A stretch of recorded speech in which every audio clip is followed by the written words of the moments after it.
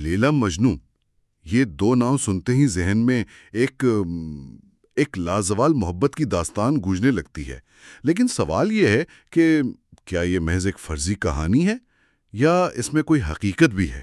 بالکل، اور آج ہم جن ذرائع پر بات کر رہے ہیں، خاص طور پر ڈاکٹر محمد ابراہیم المصری کی تحقیق، وہ اس قصے کو ایک بالکل ہی مختلف زاویے سے پیش کرتی ہے۔ اچھا، وہ کیا زاویہ ہے؟ وہ یہ کہ یہ کوئی خیالی قصہ نہیں بلکہ پہلی صدی ہجری کا ایک سچا واقعہ ہے۔ پہلی صدی ہجری یعنی آج سے تقریباً 1400 سال پہلے؟ جی، جو عرب کے علاقے نجد میں پیش آیا۔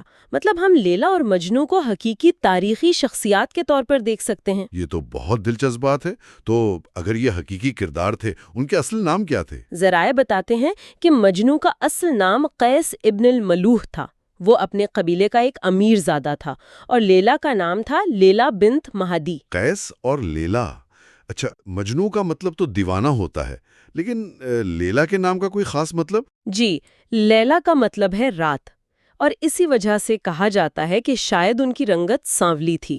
صحیح، تو ان کی محبت شروع کیسے ہوئی؟ بچپن میں دونوں ایک ہی جگہ پڑھتے تھے اور وہیں ایک دوسرے کی محبت میں گرفتار ہوئے۔ کہا جاتا ہے کہ وہ اپنی تختیوں پر ایک دوسرے کا نام لکھتے تھے۔ یہ تو بہت ہی معصومانہ آغاز ہے۔ جی، لیکن جب استاد نے یہ بات گھر والوں کو بتائی تو لیلا کی پڑھائی چھڑوا کر ان پر پابندی لگا دی گئی۔ تو کہانی میں یہ موڑ یہاں سے آیا؟ بالکل، اس زمانے میں اس طرح کی محبت کو، یعنی عذری محبت کو، بدنامی سمجھا جاتا تھا۔ اچھا، تو جب قیس کے والد رشتہ لے کر گئے ہوں گے تو لیلا کے والدین نے صاف انکار کر دیا۔ انہوں نے کہا کہ قیس نے اپنی شاعری سے ہماری بیٹی کو بدنام کر دیا ہے۔ اور پھر لیلا کی شادی کہیں اور کر دی گئی؟ جی، اور یہی وہ خبر تھی جس نے قیس کو قیس سے مجنو بنا دیا۔ وہ اپنے ہوش و حواس کھو بیٹھا۔ مجھے وہ واقعہ یاد آ رہا ہے جب اس کے والد اسے دعا کے لیے مکہ لے کر گئے تھے۔ جی، وہ تو اس کی دیوانگی کا عروج تھا جب اس نے کعبے کا غلاف پکڑ کر دعا مانگی کہ یا اللہ میری محبت کو اور بڑھا دے، کم نہ کرنا۔ لیلا کو بھولنے کے بجائے اس کی محبت میں اضافے کی دعا کی۔